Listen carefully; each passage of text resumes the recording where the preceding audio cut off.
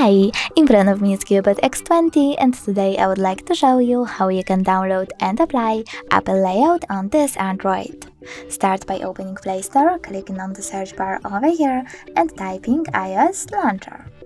Then you need to download this app, the first one, from this developer. Following that, tap on Open.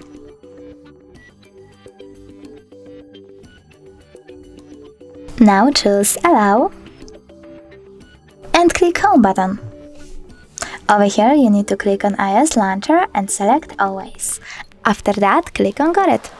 As you can see, Apple Layout was applied successfully on my device. Thanks so much for watching. If you enjoyed this video, don't forget to leave a like, comment and subscribe. Bye!